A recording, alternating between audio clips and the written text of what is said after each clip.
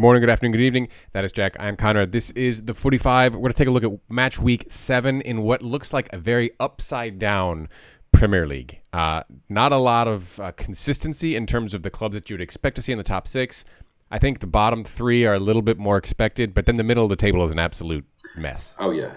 Manchester United, who I believe are in 15th currently, they're on 7 points. They're about a win away from 9th and another few points away from being joint first. It's typical for considering that it's so early in the season, but the teams where they're currently located is quite interesting to see. And the teams that are at the top of the table are strong. They're not sitting, it's not a congestion of like 9, 8, 7 points. You've got 13, 12, 11, 10 points sitting at the top of the table of clubs that were in relegation danger last year. Aston Villa, we're looking at you specifically. It's crazy. All right, first up, Sheffield United, Man City. Both of these teams are very hungry for points.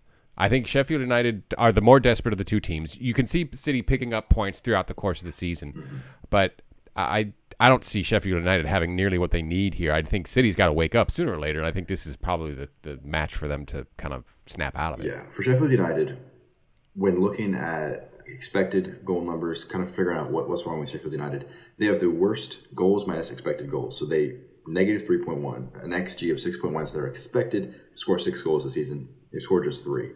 We talked about it. We like Brewster a lot as a player, but there were question marks when you signed a really young, high prospect guy as your player, as your number 9, when you need goals. You kind of struggled with that last year, and you're really struggling this year. Man City are not defensively weak, but I wouldn't say they're defensively strong either. This is a chance for Sheffield United to get a big result that could definitely spur them on for the rest of the season. However, as much as we would love the romantic side of us to see a big result for Sheffield United, I think Man City definitely need to win this game. They haven't had a great start so far this season. I believe the worst start under Pep Guardiola through 5 games. So this is a must-win, I think, for both sides. And given the way that the sport works, it's impossible. It's mutually exclusive for both teams to be happy post 90 minutes. Well, away from the Etihad, they've been drawn twice. Leeds and Hammers, 1-1 each match. It's a very uncharacteristic, defensively, to your point, yeah, they're okay, right? But no Aguero. I think, is De Bruyne going to be back? I believe De Bruyne should be fine. It's Gabriel Jesus, potentially not going to be able to be there, and Nathan Ake, potentially not there either. Yeah, the City's got to snap out of it, and I don't think there's enough there for Sheffield United to pull this off. Next up, Liverpool home to Hammers on Halloween night. Liverpool looking for a record to equalize their own record of 63 unbeaten at home. Meanwhile, West Ham have their own streak going. They're undefeated through 5. They've had a strong start to the season, somewhat surprising perhaps. I don't know who Liverpool's going to pull into defense. It's a bit of a patchwork at this point. No Fabinho. Obviously, Van Dijk is out. Matip and Keita, Thiago also all question marks. So I would expect them to just, is there going to be a bus parked in front of the Kop? Yeah.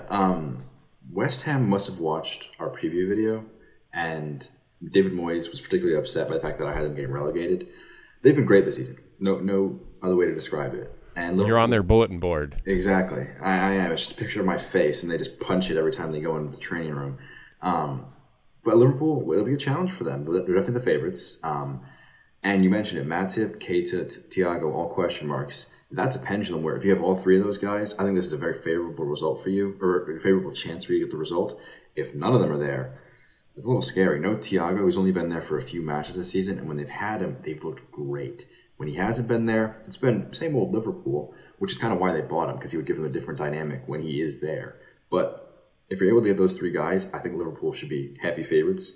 But West Ham, no Michail Antonio because of a hamstring injury, is going to hurt them. But Jared Bowen, who's a guy I like a lot, has been doing very well, joint leading scorer for them with 3 goals. They should definitely give Liverpool a game. Those games between them are usually pretty high scoring, pretty interesting games. So it's an exciting one on Halloween afternoon for us, evening over other side of the ocean. I don't want to say Atlantic or Pacific because I don't know which one it is. But it should be a good game. You're kidding me. I don't. Between Hungary and that. Hungary. I'm embarrassed. Yeah, my bad. I'm a terrible father. Clearly, It's the Atlantic Ocean. There's a map right Pacific there. Oceans. Yeah, I know. I was pointing at it. Does not have labels. Maybe I should add like sticky notes so before I go to bed. You know where the Pacific Ocean is. It's an ocean. This is really terrible. You should edit this out. This is awful. I'm no coward. I am no coward. No, that's terrible. Michail Antonio out for West Ham.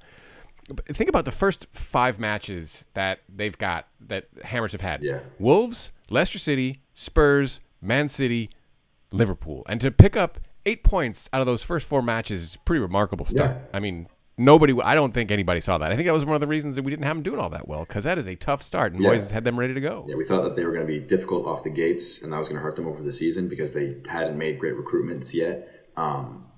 But hey, that training room, that bulletin board thing, it really obviously motivated them quite a lot. Clearly. Next up, Villa home to Southampton. This is interesting. Villa are sitting in 4th place right now, 12 points, one behind Wolves, who have a game in hand, and then you've got Liverpool and Everton, the two. Wolves are on 7. You're right, they do. They're on 7. Yeah. Villa are on 5. Yeah. That's right. They skipped the first weekend because they were playing City or United. Is it City or is it United? Southampton have been on a tear. 10 points from their for the last 12 points available to them. Villa, their first loss, that 3-0 thumping last Friday against Leeds. These two clubs, at the end of the weekend, if Southampton wins, they could both be in the top 6. Yeah, this is a very exciting. This is why this season's been so great so far, is because you have Villa, who have just been unstoppable until Leeds clearly stopped them, and then Southampton, who have been very, very good recent weeks. They had a couple strong results. Draw against Chelsea was very good in there, beating Everton 2-0. Another great result there. So they'll go against Villa, who are you wouldn't say deterred just yet. They still have no real injury concerns. They're probably motivated for this match. So I think that this should be a really great game. I believe it's I think it's a 7 a.m. game on Sunday. So early wake up for us because you have that one and then the Newcastle Everton game. But with having a league that's so deep, you have games like this where last season, I don't think this game would have been particularly exciting. Would you have gotten up at 7 a.m. for that? Because I love the Premier League. I love soccer. But I also love sleep. But now, with the way the league's been so far, this pendulum of ignoring your sleep schedule to watch some great soccer is coming up. Well, Villa are borderline must-watch with Jack Grealish and what they've been able to put together around him.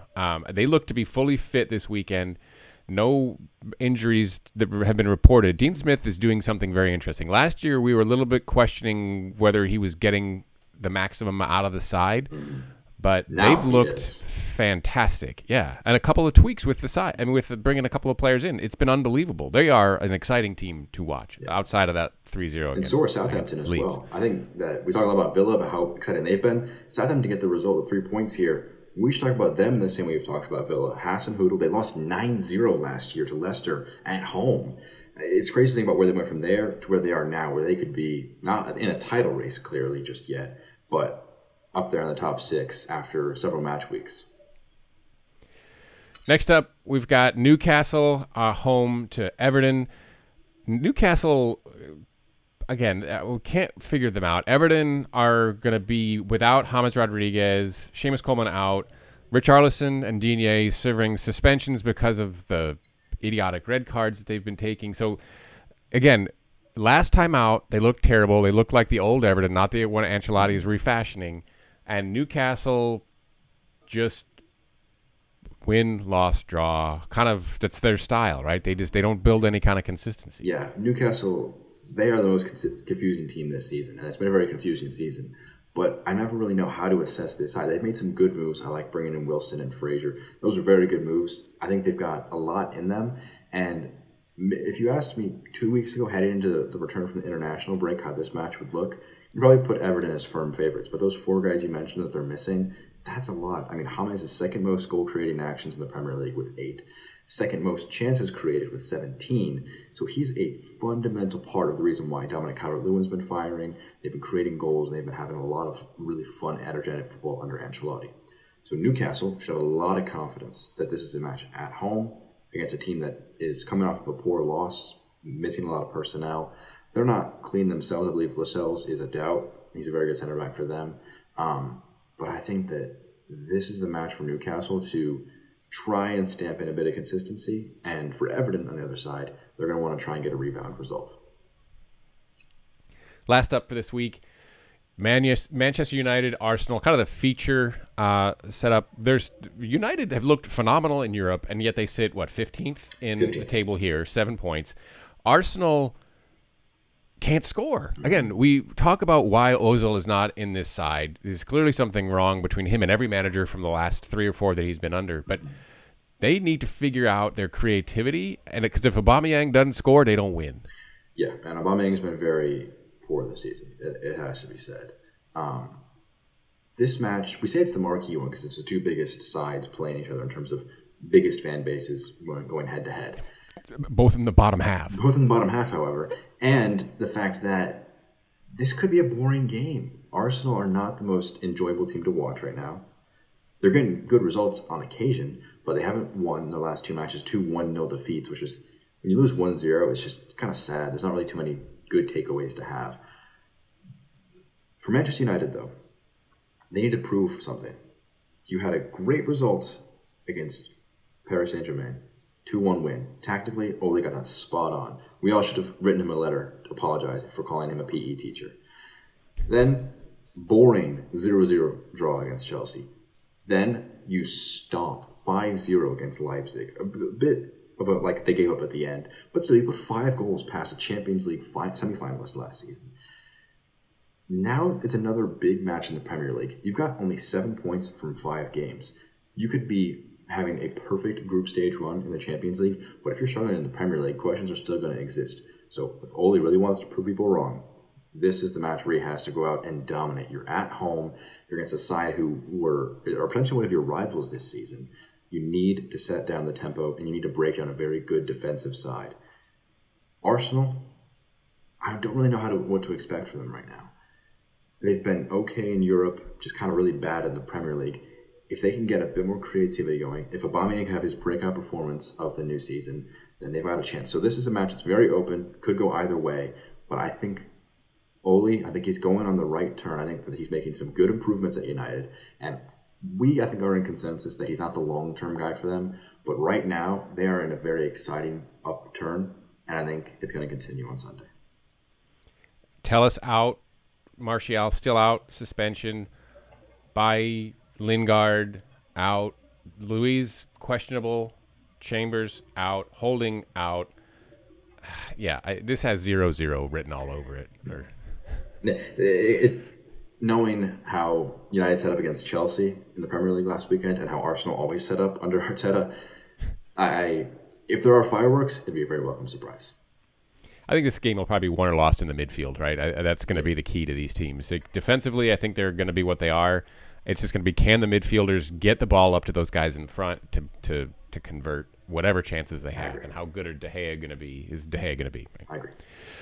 If Man United is going to get a result. All right, that'll do it for us for Week 5. That is Jack. I'm Conrad. This is the 45. We will take a look at the table coming out of this weekend and see who's where and how tight it really is, because being in 15th at this stage, maybe not all that important, but we shall see. Again, like, comment. Please let us know what you think. Subscribe. Look for us on the Twitter at the 45. Take care now.